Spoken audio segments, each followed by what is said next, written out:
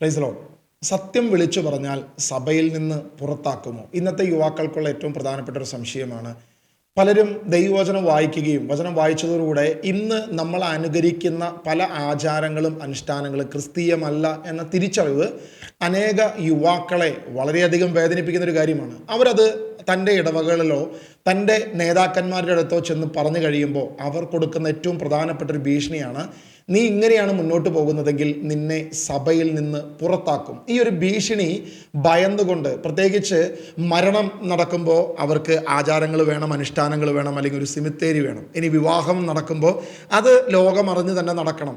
അങ്ങനെ സഭയിൽ നിന്ന് പുറത്താക്കിയാൽ ഇത്തരം കാര്യങ്ങളിൽ ഒരു വലിയ പ്രതിസന്ധി വരുമല്ലോ എന്ന് ഭയന്നിട്ടാണ് ഇന്ന് പല യുവാക്കളും തങ്ങളുടെ വിശ്വാസം അതിലെ ആചാര അനുഷ്ഠാനങ്ങൾ പലതും ക്രിസ്തീയമല്ലെന്നും ദൈവികമല്ലെന്നും തിരിച്ചറിഞ്ഞിട്ടും വളരെ സൈലൻ്റായി മുന്നോട്ട് പോകുന്നതിൻ്റെ പ്രധാനപ്പെട്ട വിഷയം ഈ സഭയിൽ നിന്നുള്ള പുറത്താക്കലിനെ കുറിച്ചുള്ള ഭയപ്പാടാണ്. എന്നാൽ ഇന്ന് മാർച്ച് 26 വ്യാഴാഴ്ച, ഞാൻ ഈ വീഡിയോ ഷൂട്ട് ചെയ്യുന്ന ദിവസം അതാണ്, ഇതെന്ന് പബ്ലിക് ചെയ്യാൻ പറ്റുമെന്ന് നമുക്കറിയത്തില്ല.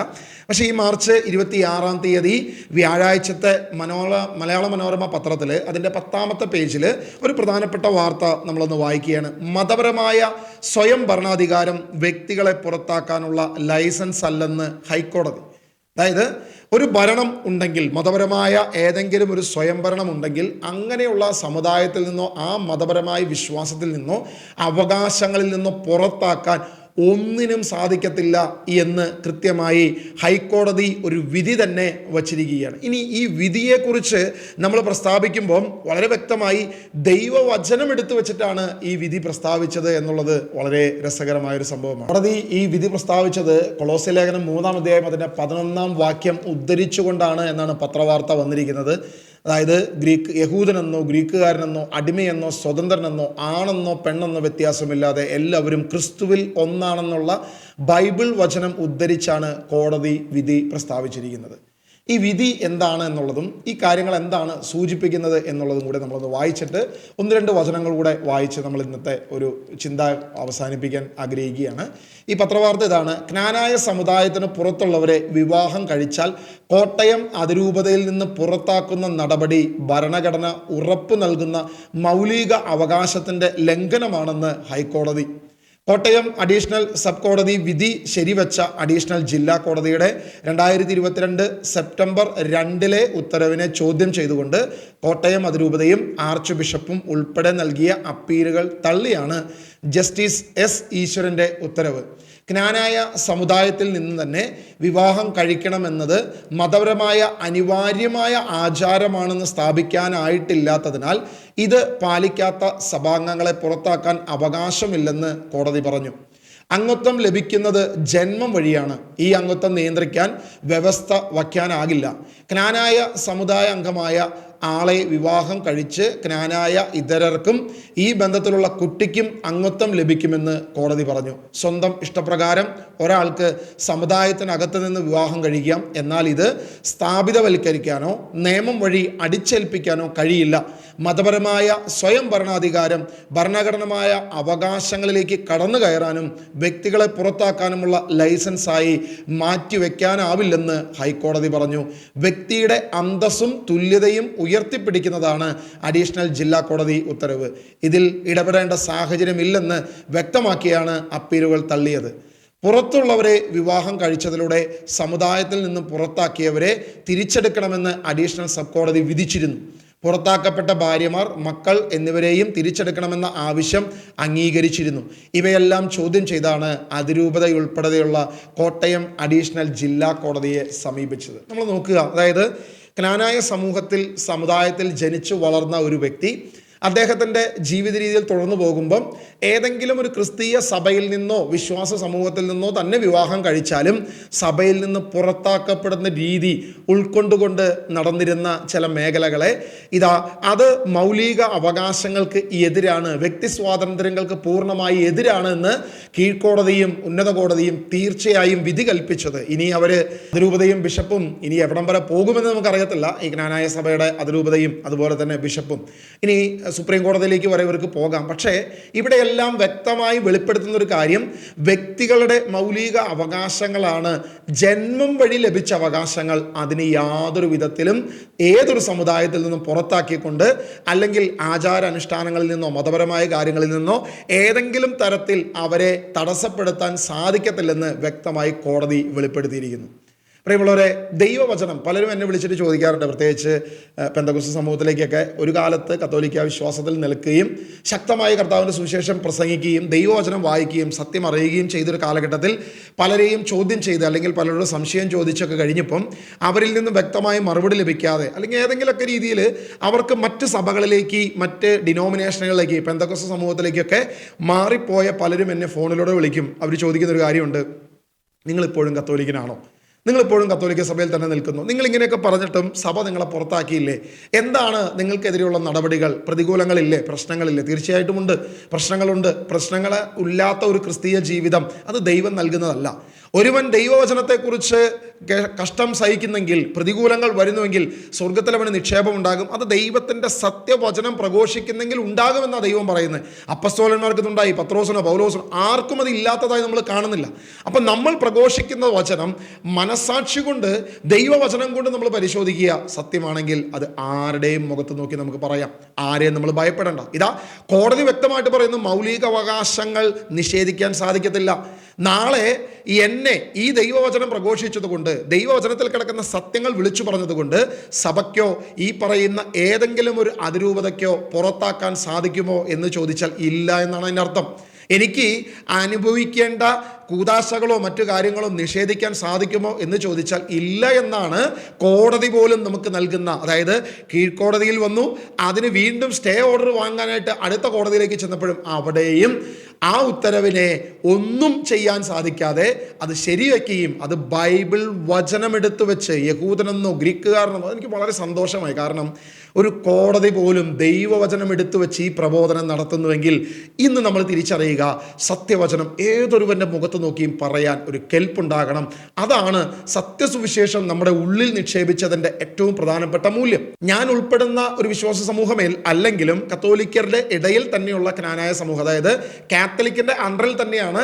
ക്നാനായ സമൂഹത്തിന് പല വേരുകൾ നമുക്ക് കാണാം. യാക്കോബായ ക്നാനായ ഉണ്ട്, അതുപോലെ കത്തോലിക്ക ക്നാനായും ഉണ്ട്. ഈ കത്തോലിക്ക ക്നാനായിലുള്ള ചില കാര്യങ്ങളിൽ നമുക്കൊന്ന് കാര്യം പരിശോധിച്ച് നോക്കി കഴിഞ്ഞാൽ, യേശു പറഞ്ഞു, ആകയാൽ നിങ്ങൾ പോയി സകല സൃഷ്ടികളോടും സുവിശേഷം പ്രസംഗിക്കുവിൻ, അങ്ങനെ പ്രസംഗിച്ച് അവരെ വിശ്വസിക്കുന്നവരെ സ്നാനപ്പെടുത്തുവനെന്ന് പറഞ്ഞു. എന്നാൽ യഹൂദരാണ് അവരുടെ പൂർവികരെന്ന് അവകാശപ്പെടുന്ന ഈ ക്നാനായ സമൂഹം, അവർ അവകാശപ്പെടുന്ന ഞങ്ങളിലേക്ക് ആരെയും കൂട്ടിച്ചേർക്കത്തില്ല, ഞങ്ങളിൽ നിന്നും ആരെയും പുറത്തുവിടത്തില്ല, ഞങ്ങളുടെ കൂട്ടത്തിലുള്ള ആരെങ്കിലും പുറത്തുനിന്ന് വിവാഹം ചെയ്താൽ അവനെ പുറത്താക്കും, ഭ്രഷ്ട് കൽപ്പിക്കും. ഇങ്ങനെ രക്തം ശുദ്ധിയുള്ളതാണ് എന്ന് പറയുന്ന ചില വ്യക്തി രീതികൾ അല്ലെങ്കിൽ സഭയുടെ പ്രബോധനങ്ങൾ, ഇത് ക്രിസ്തീയമാണോ അല്ലയോ എന്ന് നമ്മളത് പരിശോധിച്ച് നോക്കുക. ഏറ്റവും കൂടുതൽ വിവാഹങ്ങൾക്ക് മദ്യം വിളമ്പുന്ന സിനിമകളിൽ പോലും അത് ഒരുപാട് നമ്മൾ കണ്ടിട്ടുണ്ട്. ക്നാനായ സമൂഹത്തിൻ്റെ വിവാഹങ്ങൾ കാണിക്കുമ്പോൾ അവിടെ മദ്യമാണ് അല്ലെങ്കിൽ മദ്യപ്പുഴയാണ്. ഇനി ഞാനൊരു ക്നാനായ സമൂഹത്തിൻ്റെ ഒരു യുവാക്കളുടെ മീറ്റിംഗ് കണ്ടപ്പോൾ അവിടെ ഒരു അച്ഛൻ പ്രസംഗിക്കുന്നൊരു വീഡിയോ പണ്ട് എൻ്റെ ഉണ്ടായിരുന്നു, ഞാൻ പരിശോധിച്ച് നോക്കി കിട്ടുന്നില്ല. ആ വീഡിയോയിൽ അച്ഛൻ പറയുന്നത്, ഞങ്ങൾ കഴിക്കും, ഞങ്ങൾക്കത് പ്രൊഹിബിറ്റഡ് അല്ല, ഞങ്ങൾക്കത് അനുവദനീയമാണെന്ന രീതിയിലാണ് അച്ഛൻ ആ യുവാക്കളോട് പ്രസംഗിക്കുന്നത്. അത് എത്രത്തോളം ഖേദകരമാണ് എന്നുള്ളത് ഇത്തരത്തിൽ ഞാനൊന്ന് ഓർമ്മിക്കുക. ഇനി എന്ത് തന്നെയാവട്ടെ, ഇവിടെയെല്ലാം നമ്മൾ ചിന്തിക്കേണ്ട ഒരു വിഷയം, അതായത് ഒരു വിശ്വാസി അവൻ്റെ ജനനത്തിലൂടെയാണോ വിശ്വാസത്തിലേക്ക് കടന്നു വരേണ്ടത്?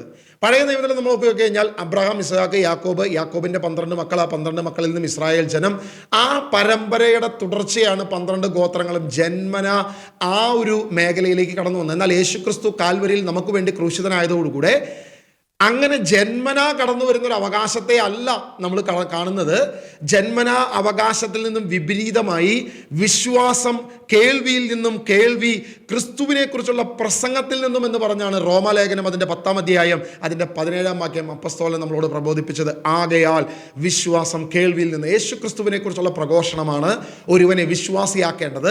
അതാണ് ഒരുവനെ ദൈവത്തിൻ്റെ സഭയിലെ അംഗമാക്കി മാറ്റേണ്ടത്, ദൈവത്തിൻ്റെ മകനായി മകളായി ഒരുവനെ തീർക്കേണ്ടതെന്ന് ദൈവവചനം അക്കമിട്ട് വ്യക്തതയോടെ നമ്മളെ പഠിപ്പിക്കുക.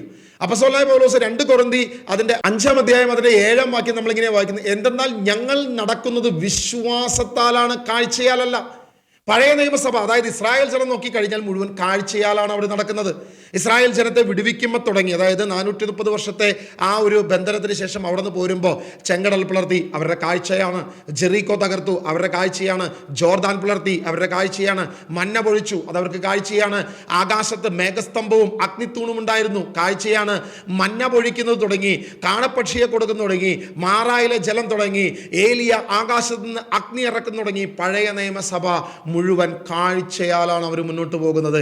ദൈവം നൽകുന്ന വലിയ അത്ഭുതങ്ങളാലും അടയാളങ്ങളാലുമുള്ള കാഴ്ചയാണ്. എന്നാൽ ഇന്ന് യേശു ക്രിസ്തുവിലൂടെ നമുക്ക് കാണാൻ സാധിക്കും, യേശു അനേക അത്ഭുതങ്ങൾ ചെയ്തു. കൊറാസിൻ നിനക്ക് ദുരിതം, ബെത്സേദ നിനക്ക് ദുരിതം. കാരണം അത്ഭുതങ്ങളും അടയാളങ്ങളും കണ്ടിട്ടും നീ വിശ്വസിക്കുന്നില്ല ഈ അത്ഭുതം മറ്റിടത്തിലും ചെയ്തെങ്കിൽ. കാരണം ദൈവം പറയുക, ഇങ്ങനെയുള്ള അടയാളങ്ങളോ അത്ഭുതങ്ങളോ ഒരുവനെ വിശ്വാസത്തിന്റെ പൂർണ്ണതയിലേക്ക് എത്തിക്കുന്നില്ല. പകരം വിശ്വാസത്തിന്റെ പൂർണ്ണതയിലേക്ക് ഒരുവനെ എത്തിക്കുന്നത് ക്രിസ്തുവിനെ കുറിച്ചുള്ള പ്രഘോഷണത്തിൽ, ദൈവവചനം കേൾവിയാലാണ് അവൻ വിശ്വാസത്തിലേക്ക് കടന്നു വരുന്നത്. അതുകൊണ്ട് അപ്പോസ്തലനായ പൗലോസ് പറഞ്ഞത്, ഞങ്ങൾ മുന്നോട്ട് പോകുന്നത് വിശ്വാസത്താലാണ്, അല്ലാണ്ട് കാഴ്ചയാലല്ല. നമ്മൾ ഇന്ന് ചിത്രം കൊണ്ടുവച്ച്, വിഗ്രഹം കൊണ്ടുവച്ച്, ഫോട്ടോ കൊണ്ടുവന്ന് വെച്ച് എങ്ങനെയെങ്കിലും കാഴ്ചയാൽ വിശ്വാസത്തെ വർദ്ധിപ്പിക്കാൻ ശ്രമിക്കുന്നു. എങ്ങനെയെങ്കിലും വിശ്വാസികളെ വഴിതെറ്റിച്ചൊരു നേർച്ചപ്പെട്ടി വെച്ച് അവരുടെ പോക്കറ്റിലെ പണം ഇവിടെ കൊണ്ടുവന്ന് നിക്ഷേപിക്കുന്ന തരത്തിലേക്ക് നമ്മൾ പ്രബോധനങ്ങൾ നടത്തുന്നു. ഇങ്ങനെയുള്ള ഫോട്ടോകൾ, നിരന്തരമായ പ്രതിമകൾ, പ്രതിമ വണക്കങ്ങൾ, ഇങ്ങനെയെല്ലാം നമ്മൾ കൊണ്ടുവന്ന് വെച്ചുകൊണ്ടിരിക്കുന്നു. എന്നാൽ ദൈവവചനം പറയുന്നു, ഇങ്ങനെയുള്ളതല്ല, കാഴ്ചയാലല്ല വിശ്വാസം കടന്നു വരേണ്ടത്, കേൾവിയാൽ, ക്രിസ്തുവിനെ കുറിച്ചുള്ള പ്രഘോഷണത്താൽ, ദൈവവചനം വായിച്ച് ദൈവവചനത്തിന്റെ ആഴങ്ങളിലേക്ക് ഇറങ്ങിച്ചെന്ന് വചനത്തിലൂടെ നിന്റെ വിശ്വാസത്തെ ഊട്ടിയുറപ്പിക്കാൻ സാധിക്കണം. അതിൽ മാത്രമേ ഒരുവൻ നിലനിൽക്കത്തുള്ളൂ. അവിടെ മാത്രമേ ദൈവത്തിന്റെ സഭയിലെ അംഗമായി മാറത്തുള്ളൂ. സമുദായത്തിലെ അംഗമാകും, പള്ളി കമ്മിറ്റിയിലെ പേരുണ്ടാകും, ബാഡ്ജ് ഉണ്ടാകും, പലതിലും നീ അംഗമായിരിക്കും, പല ഔദ്യോഗിക സ്ഥാനങ്ങളും നീ വഹിക്കും. എന്നാൽ ദൈവത്തിന്റെ സഭയിൽ അംഗമാകണമെങ്കിൽ ക്രിസ്തുവിനെ രക്ഷകനും നാഥനുമായി സ്വീകരിച്ച്, കേൾവിയാൽ ദൈവവചനം കേട്ട്, യേശുവിൻ്റെ ആ വാക്കുകളെക്കുറിച്ച്, പ്രബോധനങ്ങളെക്കുറിച്ച് പൂർണ്ണമായി മനസ്സിലാക്കി യേശുവിനെ സ്വീകരിച്ച് രക്ഷകനും നാഥനുമായി ഏറ്റുപറയുമ്പോഴാണ് ഒരുവൻ സത്യവിശ്വാസിയാകുന്നത്. അവിടെ നിന്ന് പുറത്താക്കാൻ ഒരു സമുദായത്തിനോ, ഒരു അധികാരത്തിനോ, ഒരു മാർപ്പാപ്പയ്ക്കോ, അല്ലെങ്കിൽ ഒരു മെത്രാനോ, ഒരു സഭാധികാരികൾക്കോ സാധിക്കത്തില്ല. ദൈവത്തിനല്ലാതെ, ദൈവം തെരഞ്ഞെടുത്ത കൂട്ടമായ സഭയിൽ നിന്നും പുറത്താക്കാൻ സാധിക്കത്തില്ല. ഇനി ഭൗതികമായ ഈ സഭകളിൽ നിന്നും പുറത്താക്കാനും സാധിക്കത്തില്ലെന്ന് കോടതി വ്യക്തമായ ഉത്തരവ് ദൈവവചനപ്രകാരം തന്നെ നമുക്ക് ലഭിക്കുമ്പോൾ നമുക്കൊരു കാര്യം മനസ്സിലാക്കാം. ആത്മാർത്ഥമായി, സ്വന്തം മനസാക്ഷിയെ വഞ്ചിക്കാതെ, നമ്മൾ അറിഞ്ഞ സത്യത്തെ, ദൈവവചനത്തെ ലോകത്തോട് വിളിച്ചു പറയുവാൻ ദൈവം നമ്മെ ഇടയാക്കട്ടെ. ദൈവം നമ്മെ ശക്തിപ്പെടുത്തട്ടെ. പ്രിയപ്പെട്ട യുവാക്കളെ, സഹോദരങ്ങളെ, ബന്ധുമിത്രാദികളെ, എന്നെ കേൾക്കുന്ന എല്ലാ ക്രിസ്തീയ വിശ്വാസികളെ, എന്നെ കേൾക്കുന്ന എല്ലാ മക്കളെ, നിങ്ങളോട് പറയുന്ന ഒറ്റ കാര്യമേ ഉള്ളൂ. ഇന്ന് ഞാനിത് വിളിച്ചു പറയുമ്പോൾ പലർക്കും ഇടർച്ചകളുണ്ടാകാം, പ്രതിസന്ധികളുണ്ടാകാം, പ്രതികൂലങ്ങളുണ്ടാകാം. പക്ഷേ നിങ്ങൾ ദൈവവചനം വായിക്കുകയാണെങ്കിൽ ഞാൻ പറയുന്നത് സത്യമാണോ തെറ്റാണോ എന്ന് നിങ്ങൾക്ക് തിരിച്ചറിയാൻ സാധിക്കും. ഇത് തികച്ചും ദൈവവചന അധിഷ്ഠാനമാണ് എന്ന് മനസ്സിലാക്കുന്നുവെങ്കിൽ നാളെ നിങ്ങളുടെ ശബ്ദം ഇതിനു വേണ്ടി ഉയരണം. നിങ്ങളുടെ ശബ്ദമാണ് ലോകത്തോട് വിളിച്ചു പറയേണ്ടത്. ഏക സത്യദൈവം യേശു ക്രിസ്തുവാണ്, മറ്റൊരുവനില്ല. ആകാശത്തിന് കീഴെ ഭൂമിക്ക് മുകളിൽ രക്ഷയ്ക്കായി നമുക്ക് നൽകപ്പെട്ട മറ്റൊരു നാമവുമില്ല. യേശുവിലല്ലാതെ മറ്റൊരു പ്രത്യാശയില്ലെന്ന് വിളിച്ചു പറയുവാൻ ദൈവം നമ്മെ ഇടയാക്കട്ടെ. ദൈവം നമ്മെ അനുഗ്രഹിക്കട്ടെ. God bless you all.